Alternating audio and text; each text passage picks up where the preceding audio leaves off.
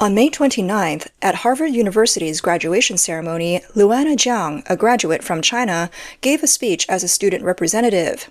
Her speech quickly sparked controversy both in China and abroad.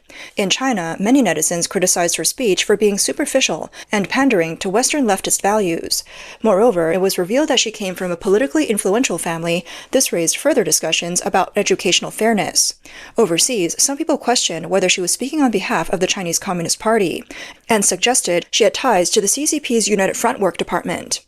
When the video of her speech was shared in China, it quickly gained popularity, with the Little Pink Group, a patriotic online community, celebrating her as the first Chinese woman in Harvard's nearly 400-year history to stand on the graduation stage.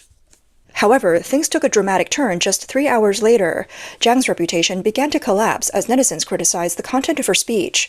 Her speech, titled Our Shared Humanity, focuses on cross-cultural understanding and connection.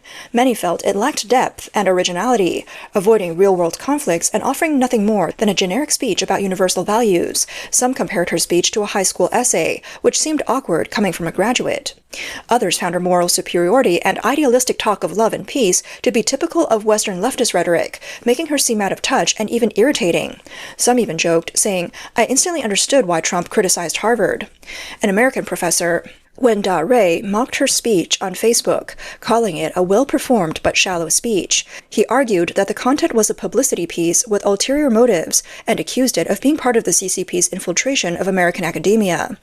Overseas social media personality Jennifer Zheng conducted an investigation and discovered that on April 20th last year, CCP Ambassador Xie Feng was giving a speech at Harvard Kennedy School. A Taiwanese protester was dragged away from the scene. The video at the time showed Jiang was not in the audience but in the aisle behind a banner, watching as the protester was dragged away. Her posture seemed like she was directing the scene, or at least participating. With her fist clenched made her look like a warrior. Additionally, she posted another image, showing her taking a photo at the podium where Xie Feng was about to give his speech, as well as a photo with someone at the event. When she later observed the protester being dragged away, she had already taken off her jacket, enhancing the warrior vibe. Jennifer Zheng raised the question, who still says she's not associated with the CCP? Jiang was later revealed to be the daughter of Jiang Zhiming, a high-ranking official at the China Biodiversity Conservation and Green Development Foundation, which has close ties with Harvard, NGOs, and the United Kingdom. This further raised questions about whether her entry into Harvard was influenced by her family's resources and political connections. Jiang herself mentioned that the foundation's Secretary-General, Zhou Jingfeng, had written her recommendation letter, and that she had volunteered in the foundation's international department. Her father is the executive director of the foundation's special fund.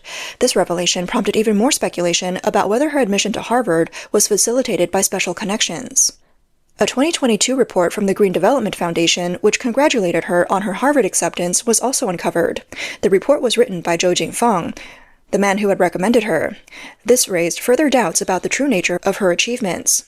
Amid high youth unemployment and intense societal competition in China, many young people are dissatisfied with social inequities. Jiang's case has further sparked debates about educational fairness and the allocation of resources. Some netizens criticized the situation, saying, "In this society, ordinary people work hard, but they can't compete those with a good father." Others joked, "It turns out the threshold to Harvard is something that we ordinary people can't even imagine." Some even questioned, is educational fairness just an empty phrase in this context? Furthermore, Harvard itself is currently at the center of a storm involving scrutiny from the U.S. government. President Trump pointed out that Harvard, along with other top U.S. universities, has long been infiltrated by woke culture, and has even become a breeding ground for anti-Semitism. He further criticized these universities for their close ties to the Chinese Communist Party, claiming they have become channels for foreign influence. Just 1 week before the ceremony, the U.S. Department of Homeland Security announced the revocation of Harvard University's Student and Exchange Scholar Program qualifications. Additionally, U.S. Secretary of State Marco Rubio proposed the revocation of certain Chinese students' visas. Amidst this, Harvard selected a Chinese female student as a representative speaker, which some netizens saw as a targeted move by the university. Ms. Jiang gave a hollow and disconnected speech at the wrong time and the wrong occasion, and immediately became the focus of online criticism. It was completely due to low emotional intelligence. Right when Trump and Harvard were in conflict, she gave an example about washing machines, then talked about Indians, Thais, and now herself as a Chinese student in Harvard. Doesn't that affirm global human values? Doesn't it conflict with Trump's America First stance? Isn't it a subtle attack on Trump's policy of banning international students from Harvard? She probably doesn't even realize she's being used by Harvard as a pawn in this. Interestingly, some nationalist online users believe Jiang looked like a Western ideological agent carefully selected for infiltration. The reason given was her father's leadership position at the Green Development Foundation, an NGO tied to the Ford Foundation, making her a Trojan horse for foreign influence. The typical career path of such people's children includes Western education, international awards, returning home to form NGOs, and stirring up issues like gender division, environmentalism, and human rights, all while destabilizing social order. Some even claimed that these individuals, upon returning to China, harbor more hatred for their homeland than Americans, and cause more damage to China than foreigners do. As a result, many netizens suggested that China quickly implement a foreign agent law to expose these foreign agents, NGOs, and influential figures, placing them in a hall of shame. Some even predict that although Jiang became famous, her career prospects in China have now been severely impacted.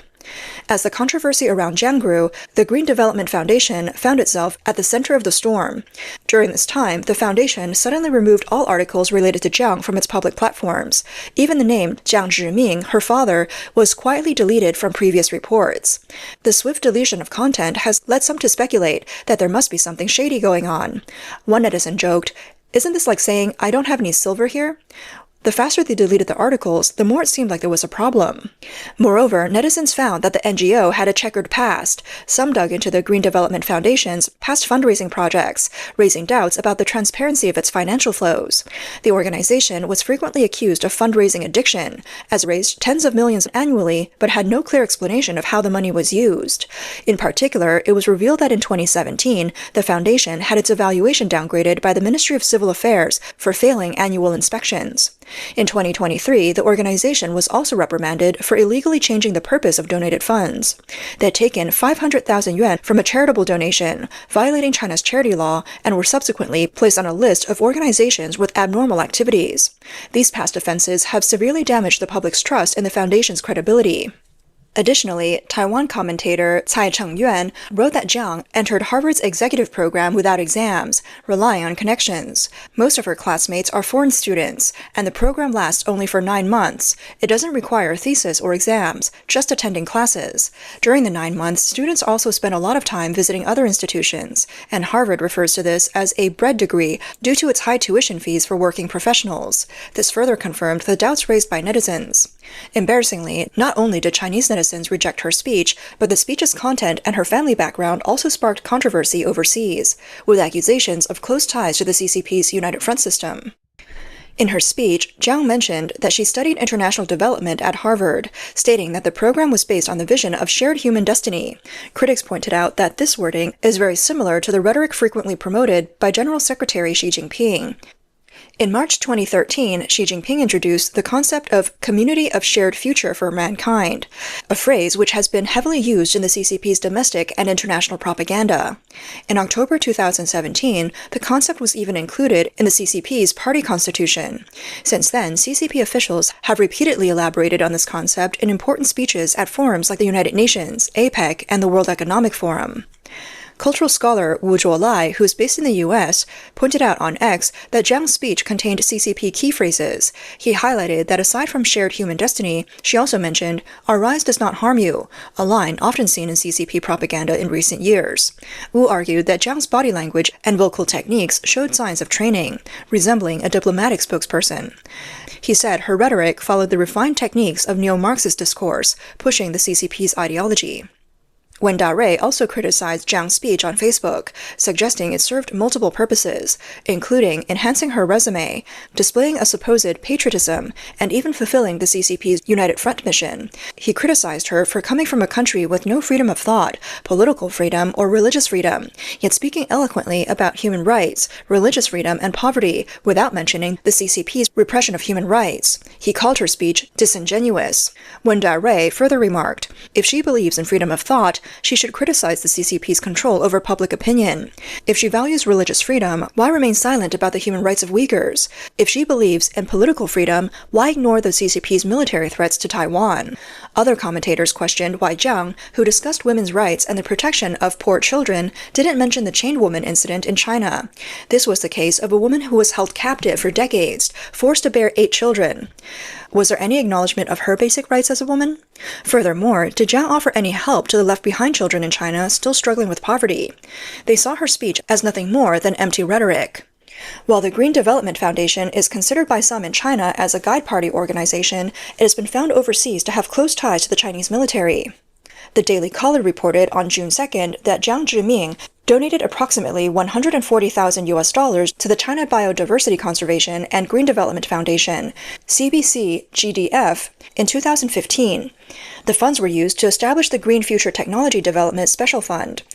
Several U.S. government agencies, including the U.S. State Department and the U.S.-China Economic and Security Review Commission, have raised concerns about the CBC-GDF's close ties to the Chinese military.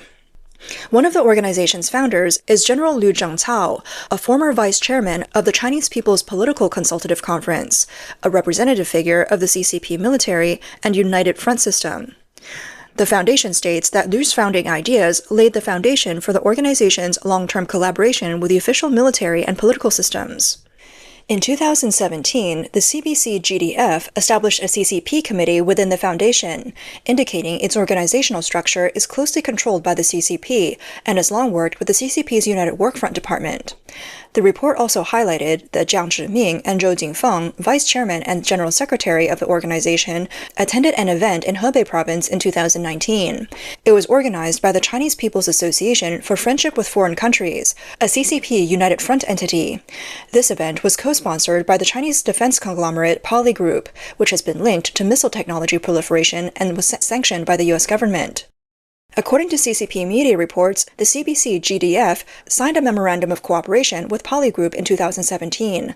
Luanna Jiang, a longtime volunteer for the organization's international department, has represented the foundation at numerous international events. Due to her father's background, suspicion about whether her family has long been involved in the CCP's United Front and military-industrial network.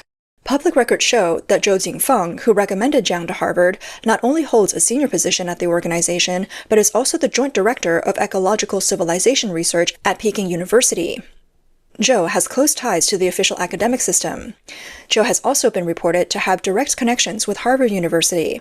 In May 2018, he met with Michael Sonyi, director of Harvard's Fairbanks Center for Chinese Studies. They discussed promoting U.S. cultural, educational, and business exchanges. This meeting was hosted by Poly Group and focused on cooperation to promote China's Belt and Road Initiative, which the U.S. State Department has warned is often used by the CCP for intelligence infiltration and geopolitical leverage. Renowned China expert Gordon Chang criticized university itself, stating, "Harvard is a great institution, but we will have to end its existence if it continues to allow itself to be used by those seeking the destruction of the United States." Facing widespread online criticism, Jiang responded on June 2nd through China's social media platforms. She claimed that her parents divorced when she was young, and her father was completely absent from her life, rarely keeping in touch. She followed her mother to different places, and suffered severe bullying in middle school, even being humiliated and stripped of her clothes. It was this dark period that sparked her belief in using education to change her destiny. She achieved excellent grades, and entered a top high school in Qingdao, later attending Cardiff School in the UK. She completed her undergraduate studies at Warwick University and Duke University, ultimately earning dual degrees in economic and political science with a 3.96 GPA. She denied using her father's connections to enter Harvard, claiming that her graduate school tuition was funded by savings working for 4 years at Credit Suisse and Probitas Investment. However, her attempt to present herself as a tragic independent woman quickly fell apart. The person who initially exposed her background is named Ximen Dama, who quickly uncovered a family photo of Luanna Jiang with her parents, showing the family in a warm and loving pose. To confirm this, Ximen Dama compared the man in the photo to Jiang Zhiming, her father, then questioned, "What is this new kind of divorce? After divorcing, they take affectionate family photos and even have a second child?" TikToker Luo Ye's Laws posted a video questioning, on one hand, she claims her father was absent, while on the other, she posts happy family photos and talks about her so-called wandering life, then suddenly introduces a little brother. Is this strategic divorce from the Green Development Foundation's Rich Girl script? I suspect it's been inspired by House of Cards. These second-generation elites want the politically correct halo of Western top universities, but also want the privileged channels of recommendation. It's all too ugly. We should check the divorce certificate dates of her parents and the birth certificate of her younger brother. Jiang's claims of being bullied in middle school has also brought attention to her alma mater, Qingdao No. 65 Middle School, which is now placed in an awkward position. While the school is proud of its alumni's achievements, being described by Jiang as a place with severe bullying issues has placed it at the center of public scrutiny. As the controversy around Jiang continues to develop, more revelations might emerge. She's being rejected not only by overseas media, but also by Chinese netizens, creating a unique situation where she is under pressure from both sides. Some even suggest, if the US doesn't want her, China certainly doesn't either. We don't need returnees like Jiang Yurong from Harvard.